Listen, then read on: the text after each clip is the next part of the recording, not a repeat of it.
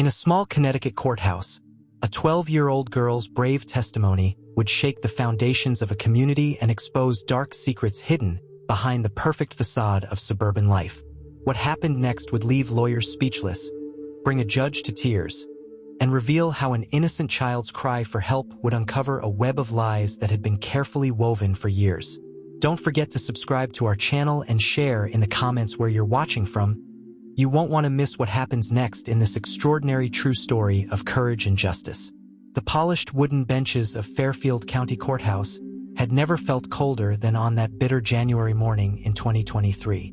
12-year-old Emily Matthews sat in the back row, her small hands clutching the straps of her purple backpack so tightly her knuckles had turned white. The winter sunlight filtering through the tall windows cast long shadows across the courtroom floor, much like the shadows that had been haunting Emily's life for the past 18 months. In the matter of Matthews versus Matthews, custody hearing continuation, Judge Sarah Henderson's voice echoed through the hushed courtroom. Her silver-rimmed glasses caught the light as she reviewed the documents before her. Emily watched her father, James Matthews, rise from his seat. Even now, he looked perfect, his charcoal suit pressed immaculately, his silver-streaked dark hair combed just so, his confident smile never wavering. He was Hartford's golden boy, the real estate developer who had transformed downtown with his vision of luxury apartments and gleaming office towers. Nobody would ever guess what happened behind the heavy oak doors of their colonial-style home on Maple Street. "Your Honor," James began, his voice carrying that familiar smooth tone that had convinced so many people of so many things. "I'd like to address the court's concerns about my ex-wife's visitation rights. I've always encouraged a relationship between Catherine and our daughter. The suggestion that I've done otherwise is simply—" Emily felt something snap inside her chest. Later, she would describe it as the sound of truth breaking free from its chains. Without thinking, without planning, she stood up. "That's not true." The words burst from her lips like birds finally freed from their cage. The courtroom fell silent. Judge Henderson's gaze shifted to the back of the room, her eyes widening slightly as she took in the small figure standing there, trembling but determined. "Young lady," the judge began, her tone gentler than before, "this is a formal proceeding. You'll need to—" "He's lying." Emily's voice cracked, but she pressed on. "He locks me in my room whenever Mom tries to see me. He takes my phone, my laptop, everything. Last month, I was locked in there for 3 days just because I tried to call her on Christmas." James Matthews's perfect facade cracked for just a moment, a flash of something dark crossing his features before he recovered. "Emily, sweetheart, you know that's not what happened. You were grounded for your own good after what?" Emily took a step forward, tears streaming down her face now. "After I found Mom's letters? The ones you said never came? After I saw you rip up the birthday card she sent last September?" The court reporter's fingers flew across her keyboard, capturing every word. Judge Henderson leaned forward, her expression shifting from surprise to focused concern. "Miss Matthews, would you like to approach the bench?" Emily's Aunt Patricia, who had been sitting quietly in the middle row, stood up. "Your Honor, I'm Emily's maternal aunt. I can accompany her." The judge nodded, and Emily felt her aunt's steadying hand on her shoulder as they walked forward. James Matthews remained standing, his lawyer whispering urgently in his ear. "Emily," Judge Henderson's voice was kind but firm, "what you're saying is very serious. Do you understand that?" "Yes, Your Honor." Emily's voice was barely above a whisper now. She reached into her backpack with shaking hands and pulled out a worn spiral notebook. I kept a diary, with dates, and pictures of the locks he put on my door, and recordings on my old iPod that I hid under my mattress. The judge's chambers would later hear those recordings. James Matthews's voice growing increasingly angry as he berated his daughter for attempting to contact her mother. The sound of locks being installed, Emily's muffled sobs through the door. But in that moment, in the main courtroom, it was Emily's next words that would be remembered by everyone present. "I'm tired of pretending everything's okay when it's not. I'm tired of being scared all the time. And I'm really tired of missing my mom." The silence that followed was deafening. Judge Henderson turned to James Matthews, whose perfect smile had finally fallen away completely.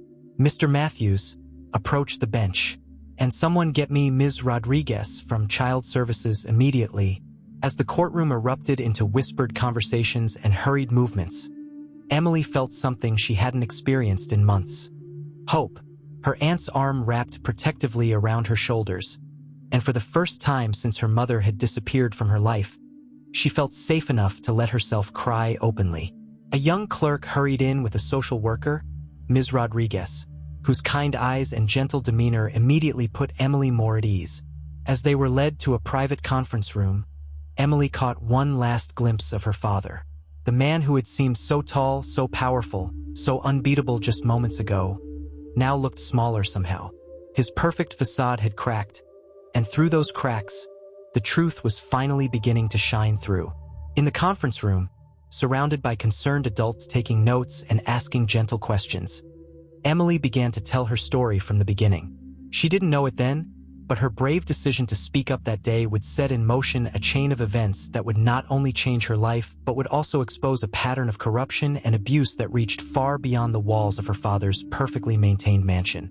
The winter sun had begun to set by the time Emily left the courthouse that evening, accompanied by her Aunt Patricia and a police escort. As they drove away from the building where everything had changed, Emily watched her father's diminishing figure in the rearview mirror. He stood on the courthouse steps, surrounded by lawyers and reporters, no longer looking like the untouchable man he'd once seemed to be. For the first time in her young life, Emily realized that sometimes the scariest step, telling the truth, was also the first step toward freedom. Aunt Patricia's Victorian house on Elm Street in New Haven looked like something out of a fairy tale, with its wraparound porch and gingerbread trim painted in soft blues and creams. But for Emily Matthews, its true beauty lay in what it didn't have. No security cameras watching her every move, no sophisticated locks on the bedroom doors, no suffocating silence that had characterized her father's mansion. The first night in her new temporary home, Emily lay awake in the guest bedroom, listening to unfamiliar sounds, the gentle creaking of old hardwood floors, the distant whistle of trains, the soft murmur of her aunt's voice on the phone downstairs. Her cousin Sarah, 2 years older and impossibly confident, had helped her arrange her few belongings earlier that evening. "You can breathe here, you know," Sarah had said, sitting cross-legged on the window seat. "Mom says this house has been a sanctuary since her grandmother's time." Emily fingered the worn edges of her hidden diary, remembering the day it all began to change. It had been a perfect Connecticut autumn afternoon, just over 2 years ago. The maple trees lining their driveway had been ablaze with red and gold when her mother's car had pulled away for what was supposed to be a brief business trip to Oregon. "I'll call you every night, sweetheart," Catherine Matthews had promised, hugging Emily tightly. "It's just 2 weeks, and then we'll plan that mother-daughter weekend we talked about." But 2 weeks had turned into 3, then a month. The nightly calls became less frequent, then stopped altogether. Her father's explanations had evolved from, "She's very busy with work," to, "She's decided to stay in Oregon," to finally, "Your mother has chosen her career over her family. It's best if we move forward without her." A soft knock at the bedroom door pulled Emily back to the present. Aunt Patricia entered, carrying 2 mugs of hot chocolate topped with tiny marshmallows. "I thought you might still be awake," she said, settling onto the edge of the bed. First nights in new places are always the hardest. Emily sat up, wrapping her arms around her knees. "Did you talk to Mom?"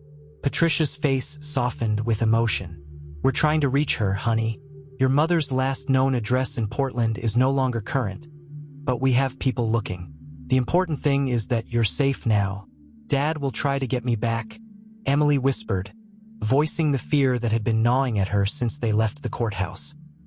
"He has so many important friends. Let him try."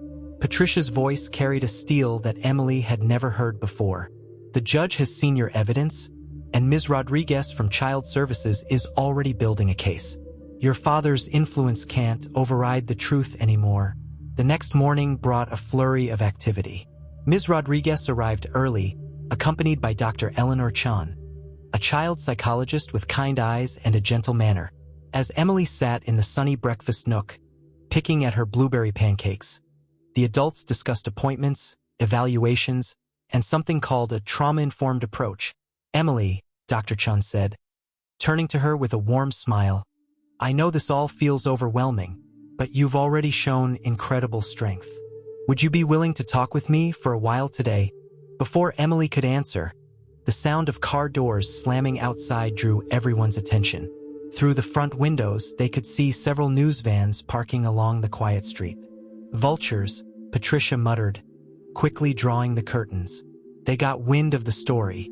James Matthews's daughter accusing him of abuse? It's exactly the kind of scandal they love. Emily's hands began to shake, remembering how her father had always managed the media with perfect precision. "He'll tell them I'm lying, that I'm troubled." That's what he always said about Mom when she tried to stand up to him. Sarah, who had been quiet until now, suddenly straightened. "Then we'll show them the truth. All of it." She pulled out her phone, bringing up a local news website. "Look at this, Dad's already helping. He's a reporter for the Hartford Courier. Remember?" The article on screen made Emily's breath catch. Local developers' empire built on shifting sands. Questions arise about Matthew's real estate holdings. Below was a photo of her father at a recent charity gala, his perfect smile now seeming more like a predator's grin. The morning unfolded in a blur of activity. Dr. Chun gently led Emily through their first session in Aunt Patricia's cozy library. While outside, Patricia and her lawyer husband Robert fielded press inquiries with practiced skill. Sarah stayed close to Emily, a constant supportive presence. By afternoon, more stories had broken. Former employees of Matthew's real estate began coming forward with their own accounts of manipulation and intimidation. Emily's small act of courage had created a crack in her father's carefully constructed facade, and now that crack was spreading. But the real shock came during dinner. As the family sat around Patricia's antique dining table, the doorbell rang. Robert went to answer it, and moments later returned with a manila envelope, his face grave. "Emily," he said carefully, "there's something you need to see." Inside the envelope were documents, dozens of them. Letters from Catherine Matthews to her daughter, never delivered. Court papers showing that James had filed for divorce while Catherine was in Oregon, claiming abandonment. Most devastating of all, medical records indicating that Catherine had been hospitalized briefly in Portland after what appeared to be an attempt on her life. "Your mother didn't abandon you, Emily," Robert explained gently. "She was fighting to get back to you. These records suggest she was threatened, possibly followed. She went into hiding to stay alive." Emily stared at her mother's handwriting on the undelivered letters, tears blurring her vision. All this time, she had carried the weight of believing she had been abandoned, when in reality, her mother had been reaching out desperately, trying to break through the walls James had built around their lives. "There's more," Robert continued. "A private investigator your mother hired has been building a case against your father for months. Financial records, witness statements, evidence of tampering with court documents. She never stopped fighting for you, Emily. Never." That night, as Emily lay in bed clutching one of her mother's unopened letters, she heard Sarah and Aunt Patricia talking in the hallway. "Mom, is Emily going to be okay?" Sarah's voice was worried. "She's stronger than any of us knew," Patricia replied. "And now she has what she's needed all along, the truth." Emily traced her fingers over her mother's handwriting on the envelope, feeling a mix of grief and hope she couldn't quite name. Outside her window, she could see the news vans still parked along the street, their satellite dishes reaching toward the sky like metal flowers. Let them come, she thought. Let them all see the truth. As she drifted off to sleep, Emily remembered something her art teacher, Mrs. Abrams, had once told her. Sometimes the strongest light comes through the cracks in our broken places. For the first time, she understood what that meant.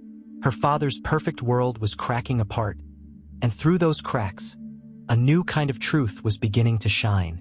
Michael Chun hadn't become a social worker for the easy cases. Over 15 years working in Connecticut's Department of Children and Families, he'd seen enough to know that the most challenging cases often hid behind the most polished facades. But something about Emily Matthews's file kept him up at night. It was a crisp February morning when he pulled up to the Hartford County Records office. the sky a stark winter blue above the granite building. He'd spent weeks piecing together James Matthews's history, and what he'd found made his stomach turn. Inside his weathered leather briefcase were 3 other case files, all involving wealthy, prominent men who'd used their influence to maintain custody of their children while systematically isolating them from their mothers. 2 of those men had been James Matthews's close associates. "Mr. Chan?" A clerk approached his desk in the research room. "I found those real estate records you requested, but there's something odd. Several files appear to have been recently accessed and altered." Michael's phone buzzed, a text from his colleague at the Portland office. His eyes widened as he read the message. "Catherine Matthews found. Safe house in Bend, Oregon. She wants to talk." Across town, Emily sat in Dr. Eleanor Chen's office, her fingers absently tracing the pattern on a worn cushion. The walls were painted a soft sage green, with large windows overlooking a small garden where birds flitted between winter bare branches. "Tell me about the photographs, Emily," Dr. Chen said gently, gesturing to the stack of prints on the coffee table between them. Emily picked up the top photo, a seemingly innocent snapshot of her father's home office, taken during one of his charity galas last summer. "I was supposed to be documenting the party for the family album," she explained. "But look here in the background." Dr. Chun leaned forward.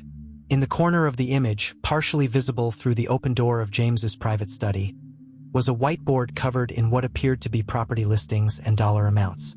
"Dad always said his real estate business was separate from our home life," Emily continued, her voice growing stronger. "But that night, I heard him talking to Judge Wilson, not Judge Henderson, a different judge, about making sure some papers disappeared from the courthouse." She pulled out another photo, this one showing her father in conversation with several men in expensive suits. "This was taken the day before Mom went to Oregon. See the man in the blue tie? I heard him tell Dad that she won't be a problem much longer." Dr. Chun made careful notes, her professional demeanor masking her growing concern. Emily's photographic evidence, combined with her detailed diary entries, was painting a disturbing picture of systematic manipulation and potential criminal activity. "Emily," Dr. Chan said carefully, "how did you manage to keep these photos hidden?" A ghost of a smile crossed Emily's face. "Dad never paid attention to my photography club at school. Mrs. Abrams, my art teacher, let me use the darkroom whenever I wanted. She thought I was just practicing for our spring exhibition." The session was interrupted by an urgent knock. Aunt Patricia entered, her face flushed with emotion. "Emily, honey, they've found your mom." The world seemed to stop spinning for a moment. Emily's hands clutched the photographs so tightly they crumpled at the edges. Is she okay?" "She's safe," Patricia assured her, crossing the room to embrace her niece. "She's been in protective custody in Oregon. The FBI has been building a case against your father and his associates for months." As if on cue, Michael Chen arrived, his briefcase bulging with documents. "Emily," Dr. Chan, "I'm sorry to interrupt, but this couldn't wait. We've uncovered a pattern of behavior that goes back years." He spread several files on the coffee table, carefully moving aside Emily's photographs. "Your father and 3 other prominent developers have been systematically manipulating the family court system. They've been using their influence to gain custody of their children, then using those children as leverage to control their ex-wives who had evidence of their illegal business dealings." Emily's mind flashed back to countless dinner parties, where she'd been paraded in front of her father's business associates like a trophy. How many other children like her were out there? How many other mothers had been forced into hiding? "There's more," Michael continued, pulling out a series of documents. "We've found evidence of forged court orders, manipulated property records, and..." He paused, glancing at Dr. Chun, who nodded encouragingly. "Emily, your mother didn't choose to stay in Oregon. She was followed there by men working for your father. When she threatened to expose his business practices, they made it clear that your safety would be compromised if she returned." Emily felt a familiar tightness in her chest, but this time it wasn't fear. It was anger. "So every time Dad told me she'd abandoned us, every time he made me feel like I wasn't worth coming back for, He was lying, Patricia finished, her voice thick with emotion. Your mother has been fighting for you every single day. Dr. Chun leaned forward. Emily, I know this is overwhelming, but there's something else you need to know. Your mother wants to talk to you. She's on a secure line right now. The next few moments passed in a blur. Someone handed Emily a phone, and then, Emily? Baby, is that you? Her mother's voice, slightly scratchy through the secure connection but unmistakably real, broke something open inside Emily's chest. Tears she didn't know she'd been holding back began to flow freely. Mom, she whispered. I thought, Dad said. I know, sweetheart. I know what he told you. Catherine's voice cracked with emotion. I've missed you every single day. I never stopped trying to reach you. Never stopped fighting to get back to you. As Emily clutched the phone, her mother began to share her own story, how she discovered irregularities in James's business dealings, how she'd gathered evidence of his corrupt practices, and how, when she confronted him, he'd orchestrated her business trip to Oregon as a way to separate her from Emily. The day I was supposed to fly home, Catherine explained, I received photos of you at school, at your piano lessons, everywhere you went, along with a message making it clear that if I returned, you would suffer the consequences. I couldn't risk your safety, but I couldn't abandon you either. So I went into hiding and started working with federal investigators to build a case. Michael Chun spread more documents across the table, evidence of wire transfers, surveillance photos, transcripts of threatening phone calls. Emily's small cache of photographs had been the missing piece they needed, providing concrete evidence of meetings and conversations that tied everything together.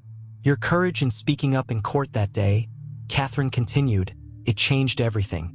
The investigators finally had the opening they needed. Emily, I'm so proud of you, and I promise you, I'm coming home.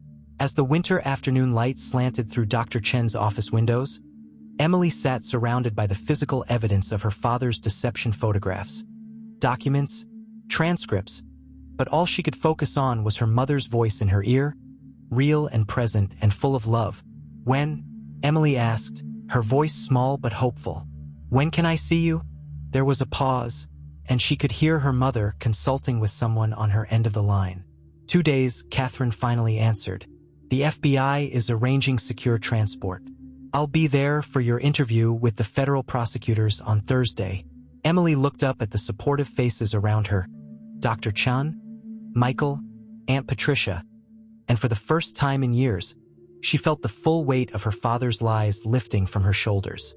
The truth, as painful and complicated as it was, felt infinitely lighter than the burden of his deception. Outside, the winter sun caught the ice crystals hanging from the bare branches, making them sparkle like diamonds. Emily remembered how her father had always been obsessed with appearances, with making everything look perfect on the surface. But now she understood. Sometimes the most important truths lay hidden beneath the surface, waiting for someone brave enough to bring them into the light. The halls of Winston Academy had never felt longer than they did that Monday morning. Emily Matthews clutched her photography portfolio to her chest as she made her way to her first class, acutely aware of the whispers and stares following her progress. Her father's arrest had made headlines across Connecticut, and even in this prestigious private school, gossip spread like wildfire. Did you hear? They say her father's connected to the mob. I heard her mother abandoned them years ago. My dad says Mr. Matthews was framed. Emily kept her head high, remembering Dr. Chen's words from their morning session. Their words can only hurt you if you give them that power. Still, each whisper felt like a tiny paper cut to her soul. Mrs. Abrams was waiting at the door of the art room, her silver hair tied back in its usual messy bun, paint stains decorating her denim smock. Emily, she said warmly, I saved your usual spot in the darkroom. The darkroom had become Emily's sanctuary over the past year. The red glow of the safety lights, the chemical smell of developer, the magical moment when images appeared on blank paper. It all helped her feel in control when her world was spinning. Today, she was developing the last roll of film from her father's study. Her hands trembled slightly as she hung up the dripping photographs. Most were seemingly innocent charity galas, business meetings, cocktail parties. But in the backgrounds, Details emerged. Handshakes in shadowy corners, documents passed discreetly, faces that would later match FBI surveillance photos. Emily? Mrs. Abrams's voice was gentle. Agent Harrison is here to see you. Special Agent Sarah Harrison of the FBI's White-Collar Crime Division had become a regular presence in Emily's life since her father's arrest. Today, she looked more serious than usual. "We need to talk about your upcoming testimony," Agent Harrison said, settling onto a stool in the darkroom. "Your father's lawyers are pushing back hard. They're trying to paint you as an unstable teenager seeking attention." Emily's stomach clenched. "They're going to use Mom against me, aren't they?" "They're trying." Agent Harrison's voice hardened. "They're bringing up her hospitalization in Oregon, suggesting she manipulated you into making false accusations." "But Emily, look at me. Your photographs and diary entries tell a story that can't be explained away. The evidence doesn't lie." The school day crawled by in a blur of worried glances from teachers and awkward silences from former friends. By lunch, Emily's only companion was her cousin Sarah, who had transferred to Winston Academy to support her.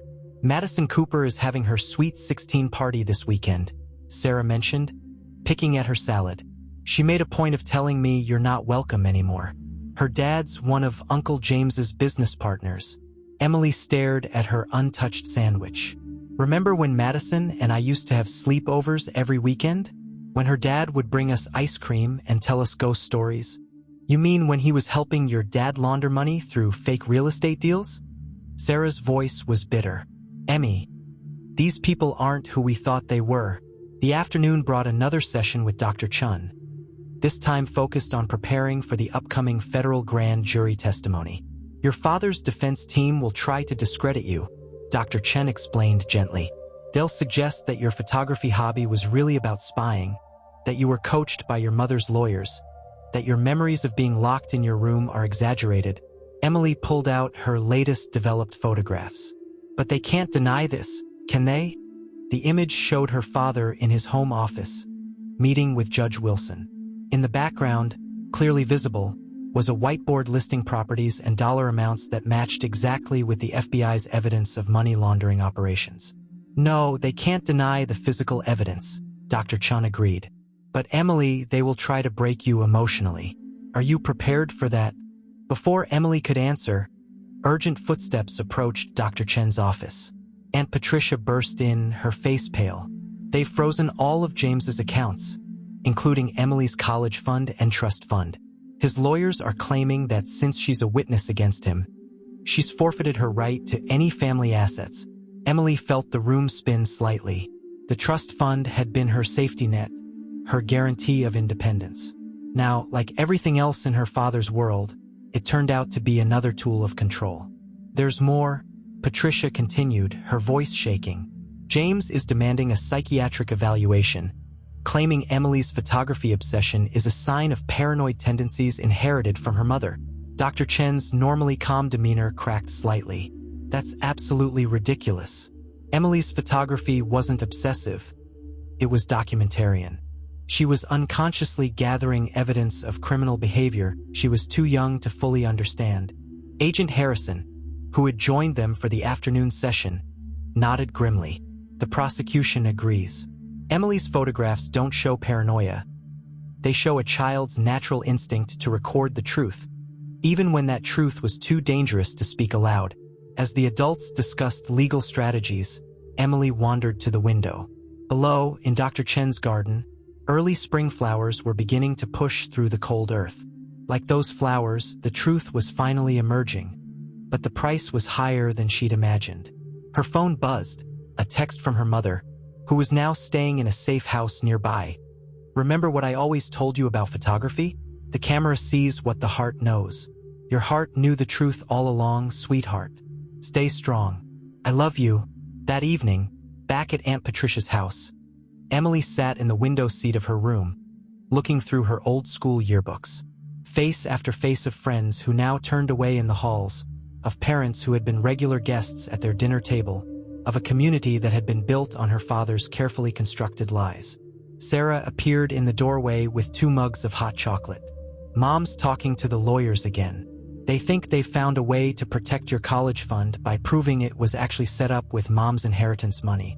Emily accepted the hot chocolate, wrapping her cold hands around the warm mug. Do you think any of it was real, Sarah? The parties, the charity events, the family dinners.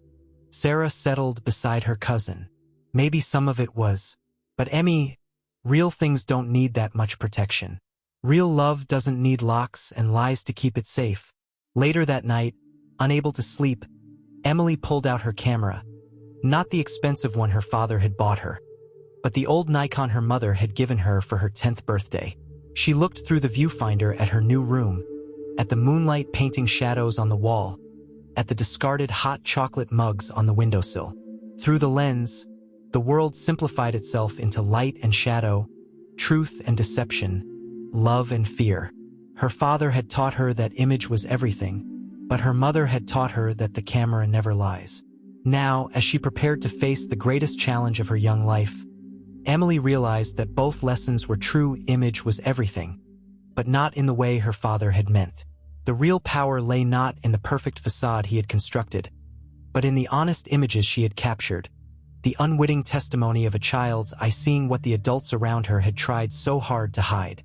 As she finally drifted off to sleep, Emily held onto that truth like a lifeline, knowing that in the days ahead, she would need every ounce of strength it gave her. Rachel Martinez had been covering the Hartford real estate beat for the New Haven Register for 6 years, but something about the Matthews case made her journalist's instincts sing. Sitting in her cramped office, surrounded by stacks of court documents and property records, she couldn't shake the feeling that she was looking at just the tip of an iceberg. Martinez, her editor, barked from the doorway. The lawyers for Matthews Development just sent another cease and desist letter. They're threatening to sue if we run your story about the Wilson property deals. Rachel didn't look up from her computer screen. Let them. I've got 3 independent sources confirming that Judge Wilson approved property transfers worth millions without proper documentation. And look at this. She turned her monitor to show a photograph, one of Emily Matthews's seemingly innocent party snapshots. In the background, barely visible through a doorway, was Judge Wilson himself, accepting an envelope from James Matthews. The kids' photographs are going to blow this whole thing wide open, Rachel said, her dark eyes intense. But there's something bigger here. These property deals, the custody battles, the disappeared mothers. It's all connected. Across town, in a secluded conference room at the Federal Building, Emily sat between her mother and Aunt Patricia, facing a man she hadn't seen in nearly 3 years. Marcus Sterling, her father's former business partner. I should have spoken up sooner, Marcus said. His once powerful frame somehow diminished in his rumpled suit. When James started pushing me out of the company, I knew something wasn't right, but I was a coward. I took the buyout and kept my mouth shut. Emily studied the man who had once been like an uncle to her. You used to come to all my piano recitals. You and Dad would sit in the front row, filming everything. What changed? Marcus pulled out a thick manila envelope. Your father changed after your mother started asking questions about the company finances. He became obsessed with control. When I objected to some of his more questionable deals, he didn't just force me out. He systematically destroyed my reputation, my other business relationships, even my marriage. Agent Harrison leaned forward. Mr. Sterling, we need you to be very specific about what you saw and heard. For the next 2 hours, Marcus detailed years of fraudulent deals, manipulated court documents, and a network of corruption that stretched from local government to the highest levels of Connecticut's business community. Emily's photographs, inadvertently taken at various social events, corroborated his testimony with damning precision. There's something else, Marcus said finally, his voice heavy. Something I've never told anyone. The night before your mother went to Oregon, James called me. He was different. Scared, maybe. He said he needed help handling Catherine, that she was becoming a liability. I refused, and the next day she was gone. Catherine Matthews gripped her daughter's hand tightly. That's why you reached out to my lawyers last month, isn't it? You knew what James was capable of. Marcus nodded wearily. When I saw Emily's testimony on the news, I knew I couldn't stay silent anymore. James, he's created this web of power and influence, using children as pawns to control their mothers, using money to buy silence and loyalty. It has to stop. The meeting was interrupted by Rachel Martinez, who had been cleared by the FBI to join them. She spread dozens of newspaper clippings across the conference table. "Look at this pattern," she said, pointing to various headlines. "Over the past 5 years, 6 prominent women in Connecticut's business community have lost custody battles to wealthy ex-husbands. All 6 had raised concerns about their husbands' business practices. All 6 had their professional reputations destroyed. And all 6 cases were handled by judges with connections to James Matthews." Emily's photographs, spread alongside the newspaper clippings, showed many of these same judges at her father's social events. In one particularly telling image, taken during last year's Christmas gala, James Matthews could be seen in intense conversation with 3 of them in his private study. "But why?" Emily asked, her voice small. "Why go to all this trouble?" "Money laundering," Agent Harrison explained. "Your father and his associates were using their real estate developments to clean dirty money from multiple criminal enterprises. The legitimate business, the buildings, the charity events, the social connections, it was all a facade to hide the illegal operations beneath. When these women started asking questions, they became threats that needed to be controlled." Rachel pulled out one final document, a draft of her upcoming exposé. "Emily, your photographs and testimony didn't just crack your father's perfect image. You've helped expose a criminal enterprise that's been operating in plain sight for years." As the implications of this sank in, Emily felt a strange mix of pride and terror. Her small acts of documentation, taking photos at parties, keeping her diary, saving her mother's unopened letters, had helped uncover a conspiracy that had destroyed countless lives. The meeting continued late into the evening, with Marcus providing more details and Rachel taking endless notes. But Emily's mind kept returning to all the other children like her, used as weapons against their own mothers, trapped in gilded cages built by wealthy, powerful fathers. Later that night, back at Aunt Patricia's house, Emily sat with her mother in the garden, watching the stars emerge in the spring sky. "I used to think I was crazy," Catherine said softly. "When I first found the discrepancies in the company books, James made me doubt everything: my judgment, my sanity, my worth as a mother. It's called gaslighting," Dr. Chun says. Emily leaned against her mother's shoulder, breathing in her familiar lavender scent. "I thought you abandoned me," Dad said. "I know, sweetheart, and I'll spend the rest of my life making up for not finding a way to reach you sooner." Catherine pulled out her phone, showing Emily a photo of a small house on the Oregon coast. "This is where I hid for the first year. I had a telescope set up in the lighthouse nearby. Every night, I would look east and think of you, hoping you were safe, trying to figure out how to fight back without putting you in danger." Inside, they could hear Aunt Patricia on the phone with the lawyers, and Sarah practicing her violin in her room.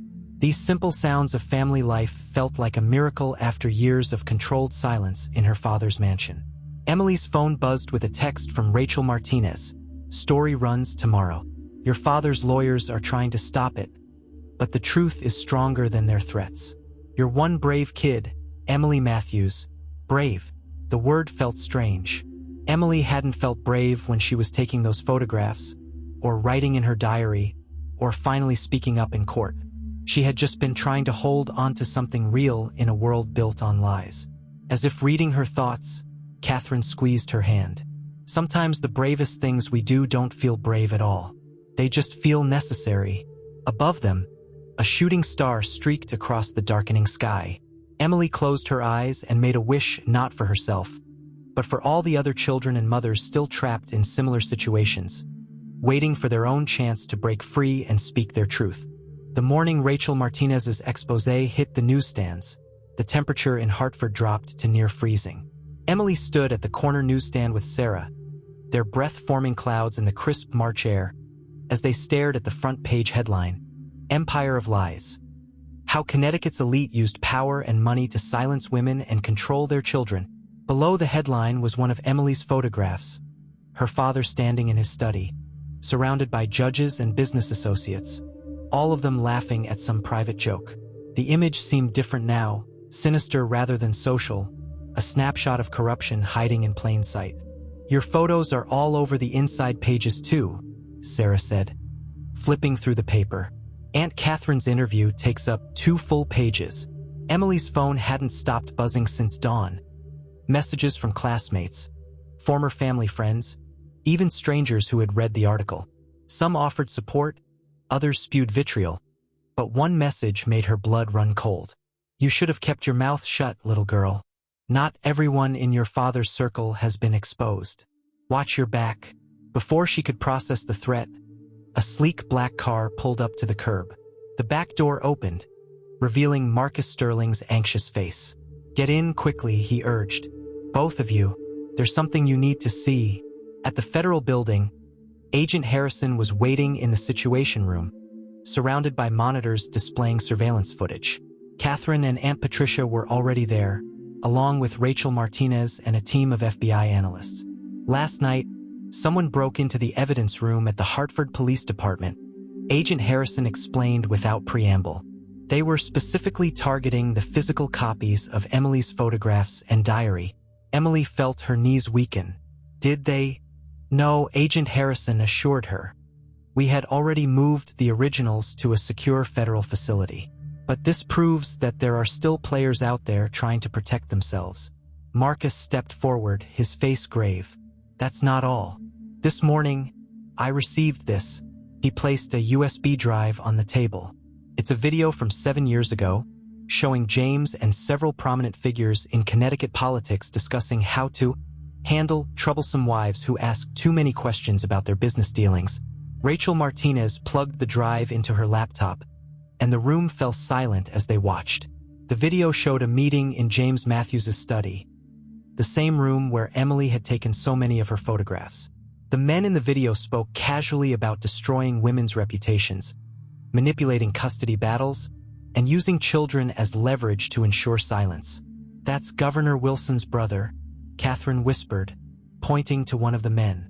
"And that's Judge Bradbury. He handled 3 of the custody cases I uncovered in my research." Emily watched her father on the screen, looking younger but somehow colder, methodically outlining how to use family court judges to legally separate mothers from their children. Her stomach churned as she recognized names, friends' parents, classmates' families, all part of this web of corruption and control. The video cut off abruptly as alarms began blaring through the federal building. Agent Harrison's phone rang, and her face darkened as she listened.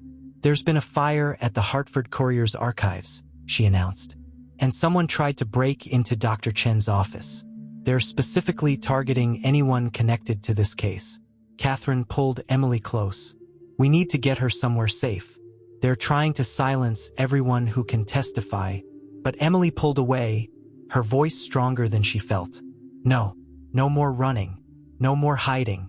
That's what they want, for everyone to be too scared to stand up to them." She pulled out her camera, her mother's old Nikon, and began downloading images to her laptop. "I've been documenting everything since that day in court. Every meeting, every piece of evidence, every person who came forward. It's all backed up to secure servers, with copies sent to journalists across the country." Rachel Martinez smiled grimly. "Smart girl. They can't silence everyone." The day unfolded in a blur of activity. More victims began coming forward after reading Rachel's article, mothers who had lost custody, employees who had been threatened, judges who had been blackmailed. Emily's photographs provided the thread that connected all their stories, showing the same faces appearing at different events, the same patterns of power and corruption. But by evening, the toll of it all began to show. Marcus Sterling collapsed during a debriefing, the stress of the past weeks finally catching up with him. As paramedics wheeled him out, he gripped Emily's hand. "I'm sorry," he whispered. "I should have protected you and your mother years ago. James, he wasn't always like this. Power corrupted him, made him forget what really mattered." In Dr. Chen's temporary office, she had been moved to a secure location after the break-in attempt. Emily struggled to process the day's events. "I keep thinking about all the other kids," she said, curled up in her usual spot by the window. "How many of them are still trapped? still being used as weapons against their own mothers? Dr. Chen's voice was gentle but firm. That's why what you're doing is so important, Emily. Your courage in speaking up, your photographs documenting the truth. You're not just saving yourself. You're helping expose a system that has hurt countless families. Outside, the sun was setting over Hartford, casting long shadows across the city Emily had once thought she knew. From this height, she could see her father's buildings dotting the skyline, gleaming towers that now seemed like monuments to corruption rather than success. Her phone buzzed again, another message, this one from a number she didn't recognize. I read the article. I'm in the same situation. My dad works with yours. Can you help me? Emily showed the message to Agent Harrison, who immediately began tracing its origin. Within hours, they had identified another victim, a 13-year-old girl whose father was one of James Matthews's business partners. It's happening, Rachel said, watching the FBI team spring into action. The wall of silence is cracking. One story at a time, one child at a time, one mother at a time. That night, back at Aunt Patricia's house, Emily sat with her mother and cousin in the garden. The threat of danger still loomed, but something had shifted. The truth, once spoken, couldn't be unspoken. The photographs, once seen, couldn't be unseen. Mom, Emily said suddenly, remember when you taught me about photography? You said the camera sees what the heart knows. Catherine nodded, tears glistening in her eyes. You saw the truth even when you were too young to understand it. Those photographs.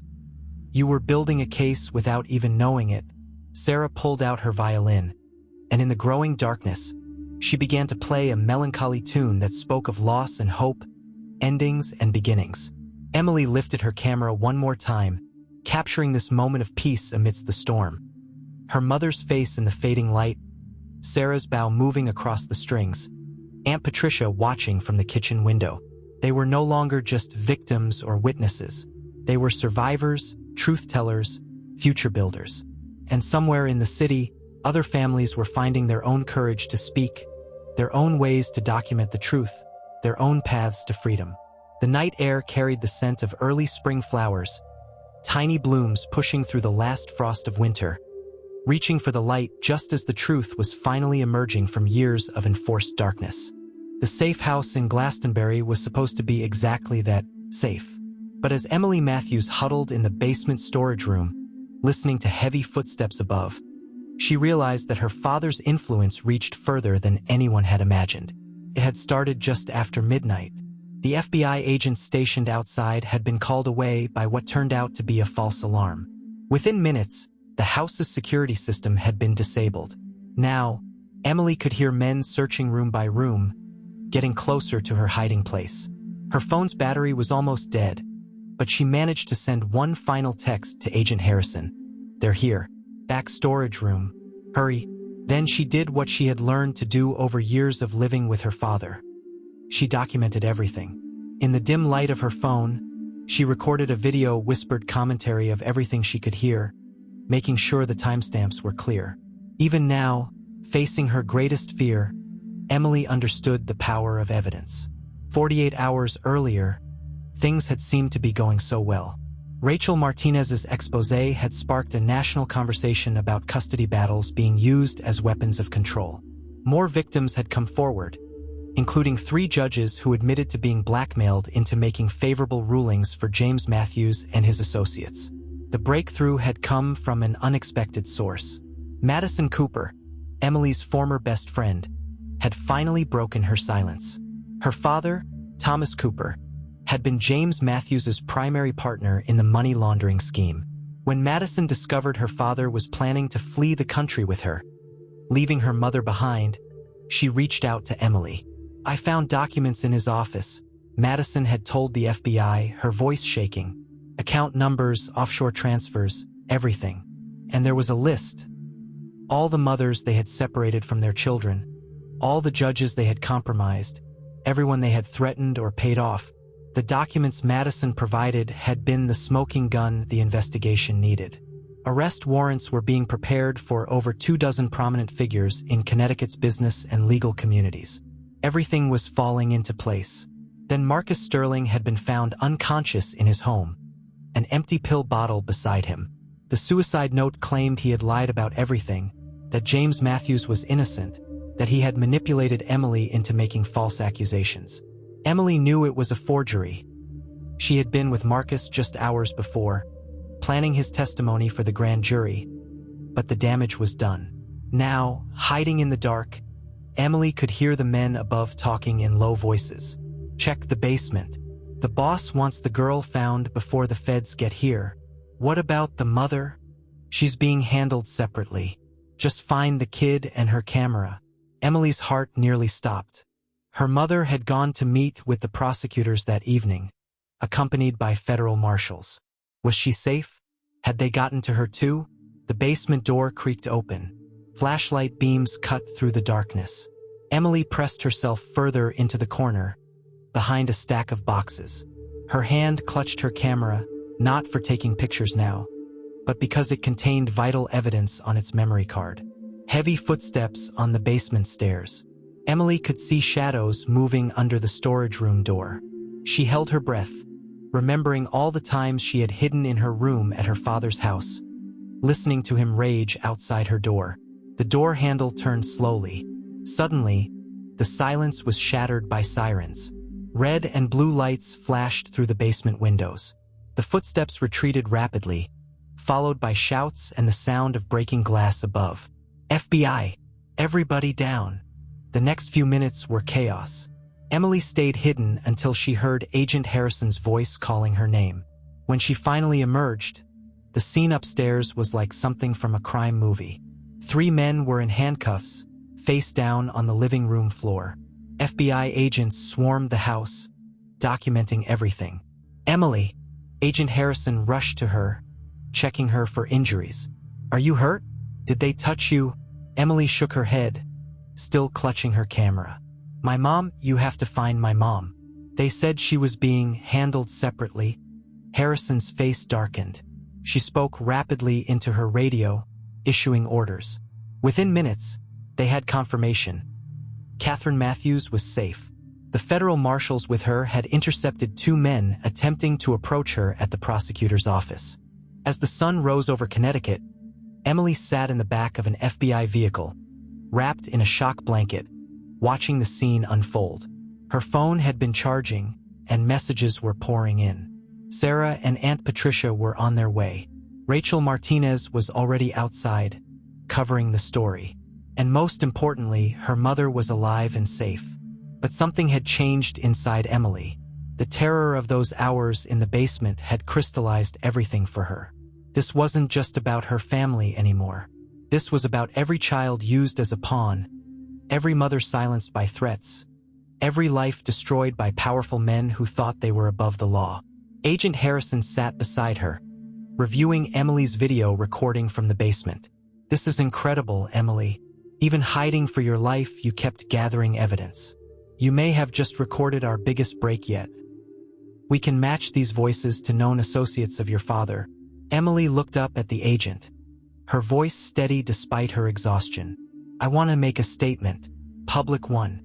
No more hiding, no more fear. They tried to silence us, but that ends now. Harrison studied her face carefully. Are you sure? After what just happened? That's exactly why, Emily interrupted. They tried to grab me because they're scared. They know that once people start talking, once the evidence comes out, their whole system falls apart. I want every kid in my situation to know they're not alone. I want every mother who lost her children to know we believe them. Rachel Martinez had approached the car, notepad in hand. I can help with that. Your story is already national news. This attempted kidnapping will only make it bigger. Emily thought of Madison Cooper, finding the courage to expose her own father. She thought of Marcus Sterling, fighting for his life in the hospital after someone had tried to force him to discredit her. She thought of all the other stories still untold, all the families still living in fear. I'll do it on one condition, she said finally. We tell the whole story, not just about my father, but about the entire system. The judges, the lawyers, the businessmen, everyone who helped them use children as weapons against their own mothers. Harrison and Martinez exchanged glances. That's going to make some very powerful people very angry, Harrison warned. Emily lifted her camera, checking that the memory card was secure. They're already angry, but I'm not afraid anymore. Fear is how they control people, and I'm done being controlled. As if to emphasize her point, police cars were now leading a convoy of vehicles away from the safe house, the would-be kidnappers secured in the back. In the growing daylight, Emily could see neighbors emerging from their homes, phones raised to record everything. The truth was spreading, one image, one story, one brave voice at a time. Her phone buzzed with a message from her mother. "I'm on my way. You are the bravest person I know. We're gonna finish this together." Emily closed her eyes, feeling the morning sun on her face. For the first time since that day in court when she had first spoken up, she felt truly free. The fear wasn't gone. Maybe it never would be completely, but it no longer controlled her. Like her photographs, the truth was finally coming into sharp focus, and no amount of money or power could blur it again. The federal courthouse in Hartford had never seen a media presence like this. News vans lined the streets, their satellite dishes reaching toward the gray April sky like mechanical flowers.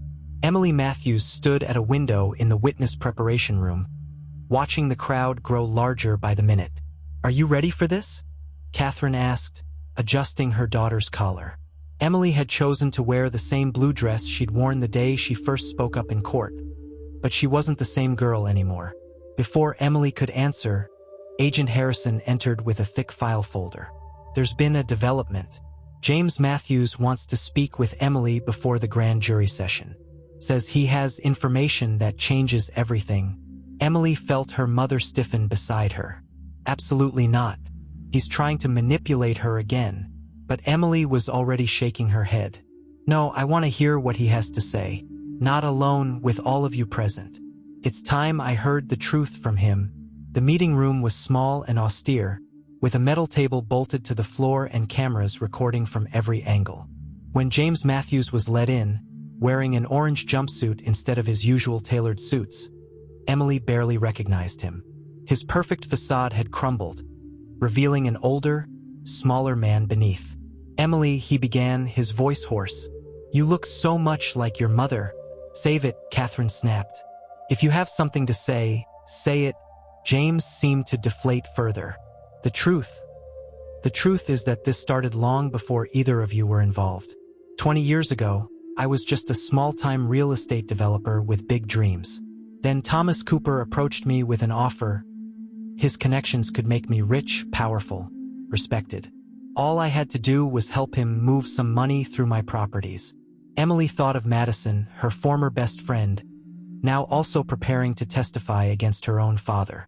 When did it become about controlling mothers and children? That was Richard Wilson's idea, the governor's brother.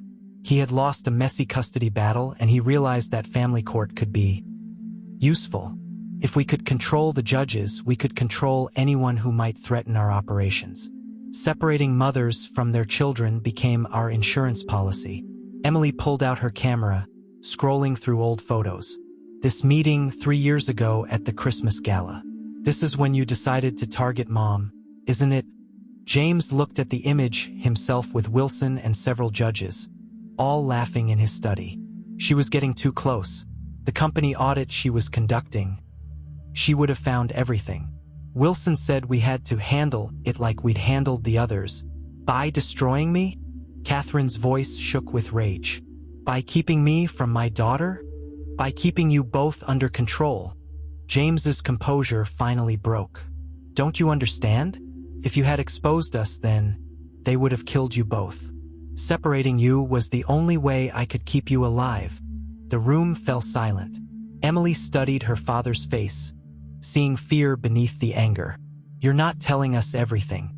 What really happened to Marcus Sterling?" James's eyes darted to the cameras. "I can't.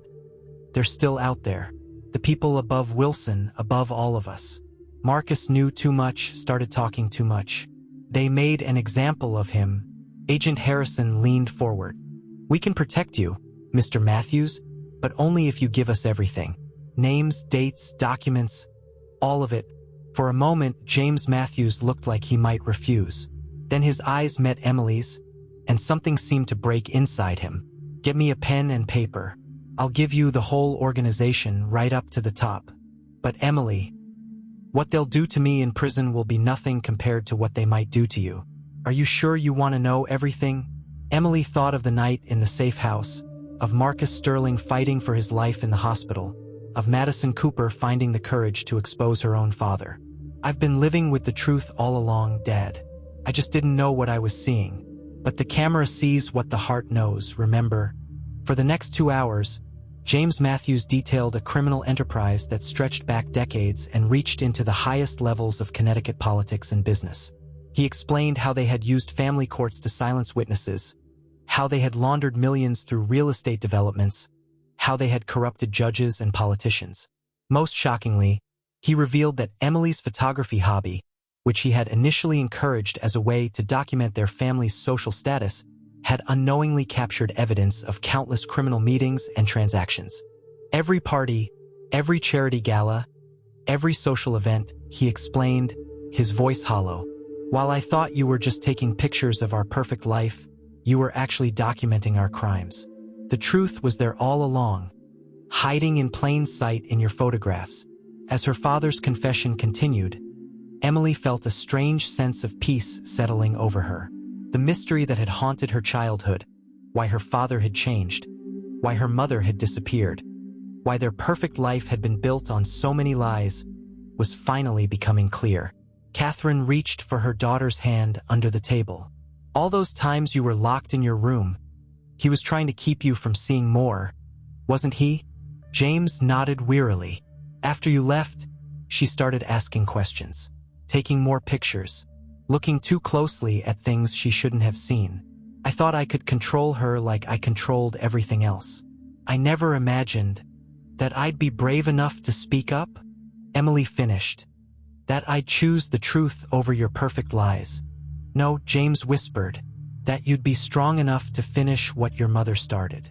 To bring down not just me, but the entire system we built." Agent Harrison's phone buzzed. "The grand jury is ready. Emily, are you prepared to testify?" Emily stood, gathering her camera and the stack of photographs that had become the key to unraveling her father's criminal empire. "Just one more thing." She turned to James. "All those other families, the mothers who lost their children, the kids who were used as weapons, what do I tell them?" James Matthews, once the most powerful real estate developer in Connecticut, looked up at his daughter with tears in his eyes. "Tell them I'm sorry. Tell them the truth. Tell them that sometimes the biggest crimes happen in plain sight, at charity galas and Christmas parties, in courthouse offices and luxury penthouses.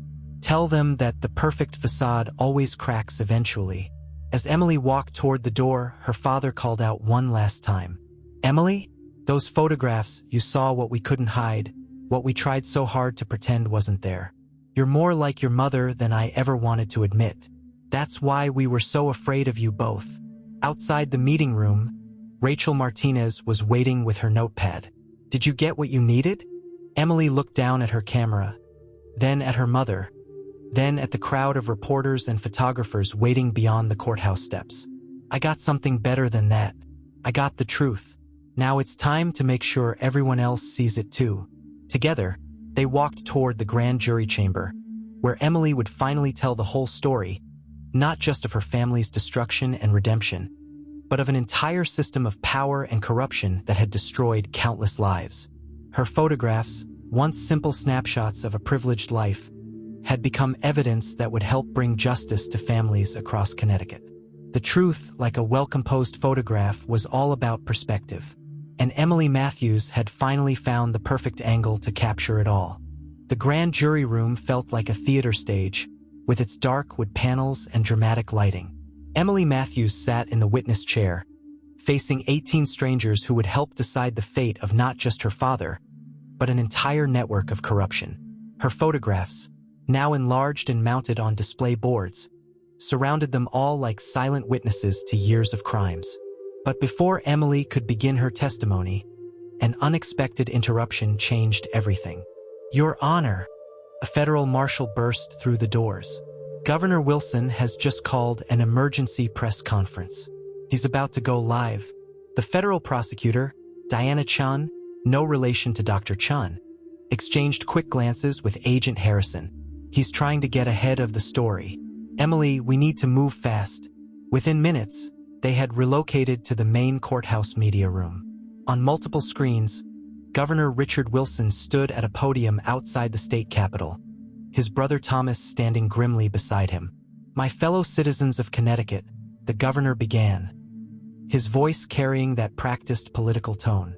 Today, I must address disturbing allegations that have been made against various members of our business and judicial community. These accusations, stemming from the troubled imagination of a young girl and her bitter mother, are not only false but dangerous to the very fabric of our society. Emily felt her mother's hand tighten on her shoulder, but she kept her eyes fixed on the screen as Wilson continued. James Matthews is a troubled man who has made serious mistakes. But the broader conspiracy being alleged by his daughter is nothing more than a fantasy.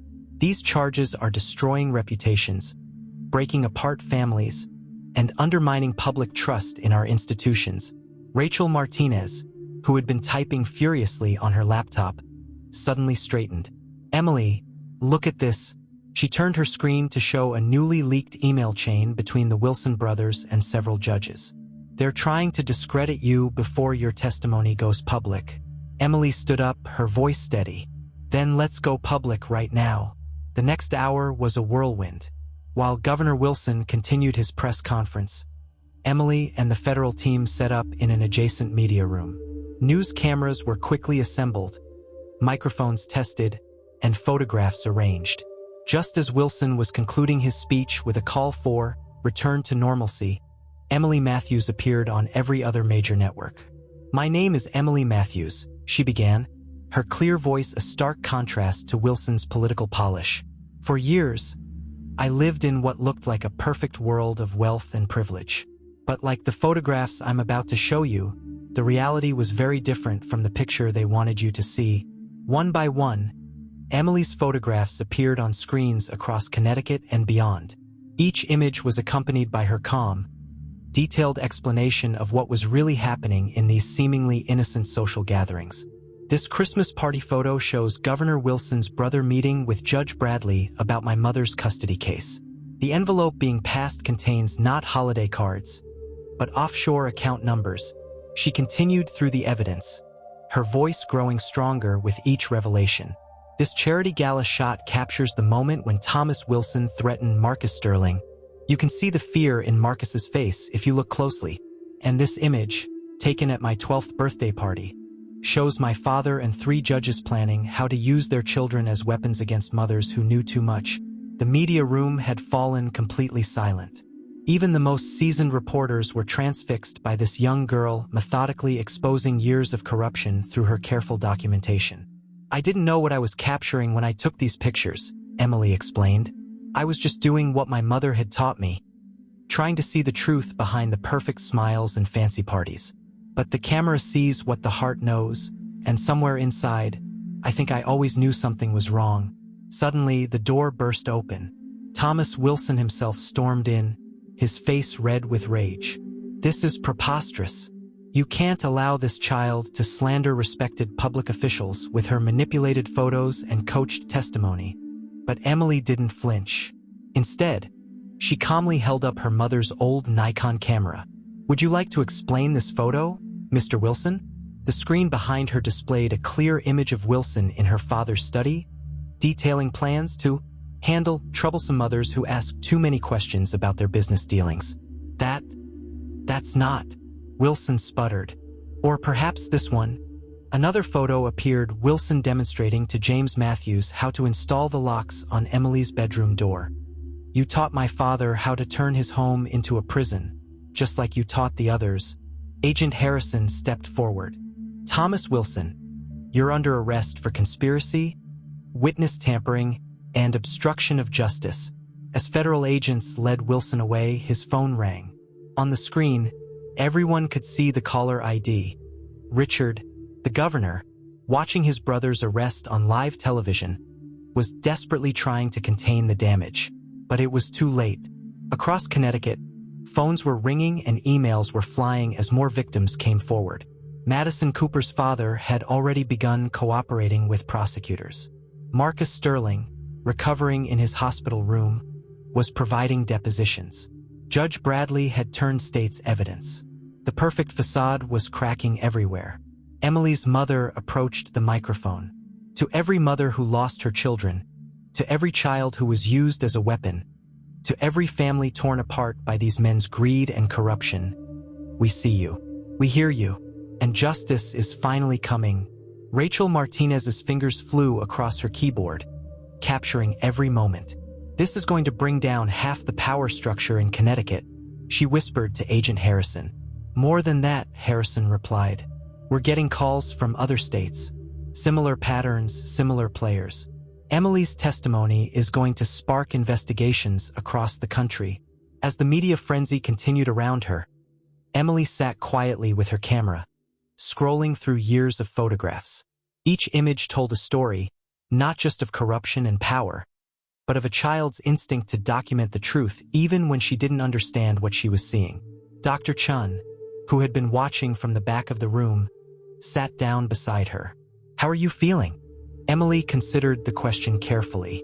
I feel free, like I can finally put the camera down and just be a kid again.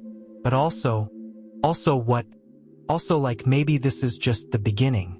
There are so many other families out there, so many other stories that need to be told. Maybe that's what all this was preparing me for.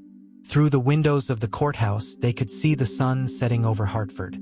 The city skyline, once dominated by buildings bearing the Matthews name, now seemed different, not a monument to power and corruption, but a reminder that the truth, like light, has a way of finding even the darkest corners.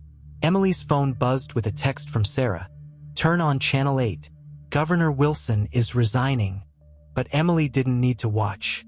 She had seen enough powerful men fall today. Instead, she turned to her mother and asked the question that had been on her mind since this all began.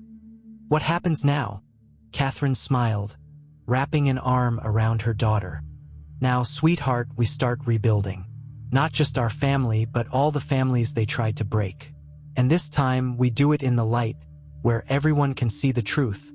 As if to emphasize her words, camera flashes sparkled through the media room, capturing this moment of transition, the end of one story, the beginning of another, all of it preserved in the unflinching eye of the lens. 1 year later, the garden of Aunt Patricia's Victorian house was in full bloom.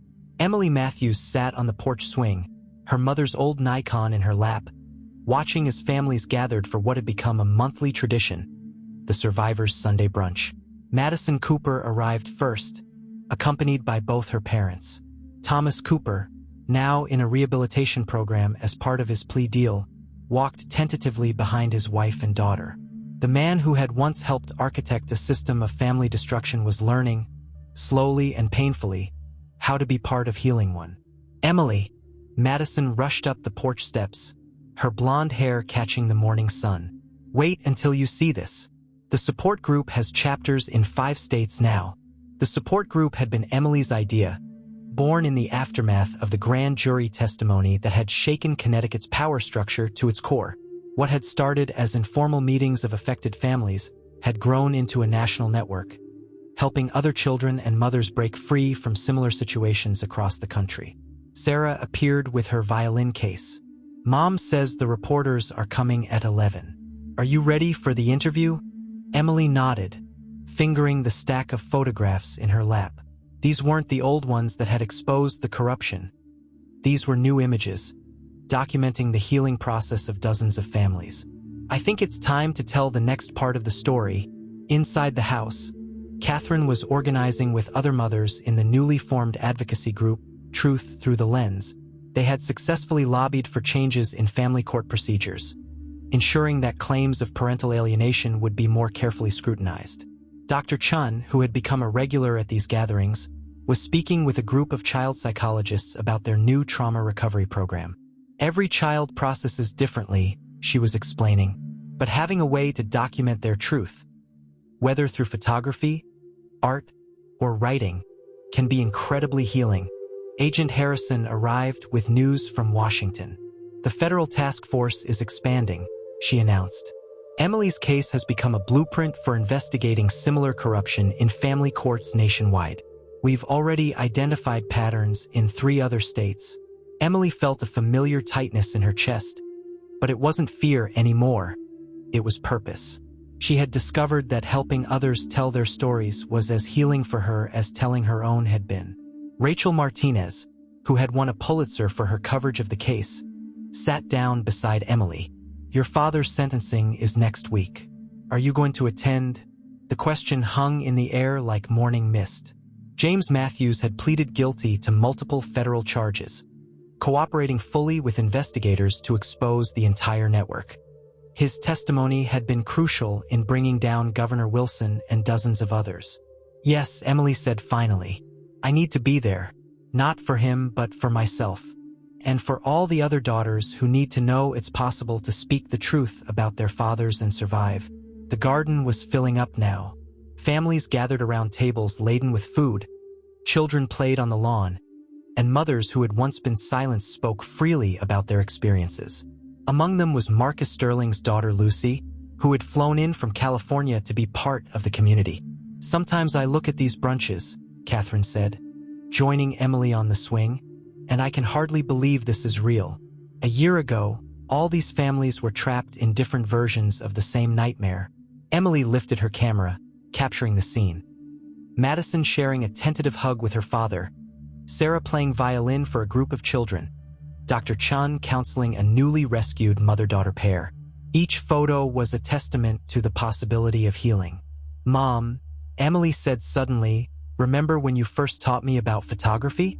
You said the camera sees what the heart knows. I think I finally understand what you meant." Catherine wrapped an arm around her daughter.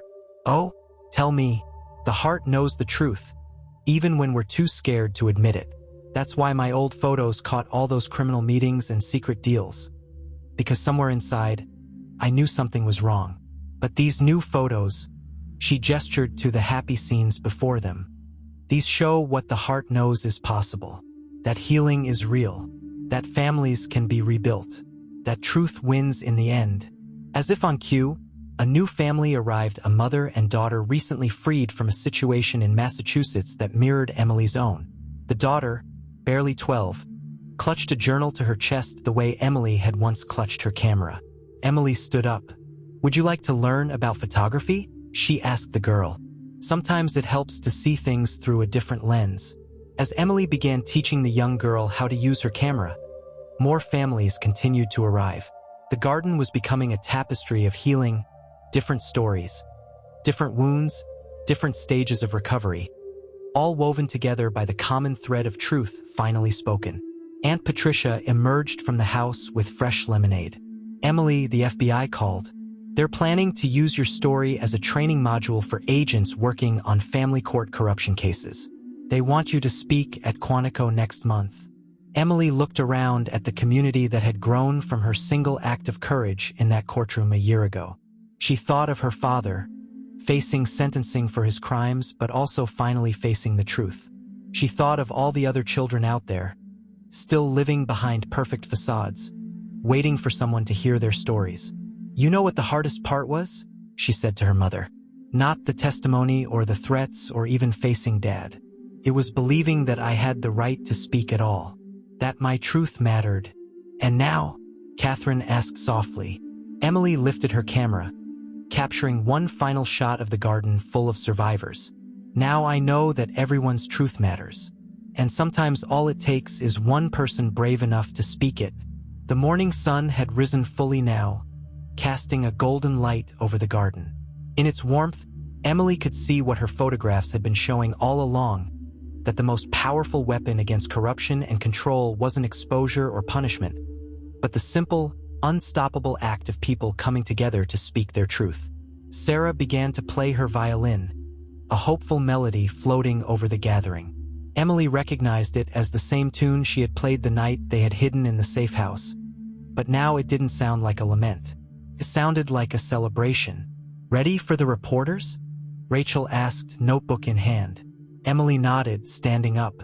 She was ready to tell this story, not just her own, but the story of every family in the garden, every child finding their voice, every truth finally coming to light.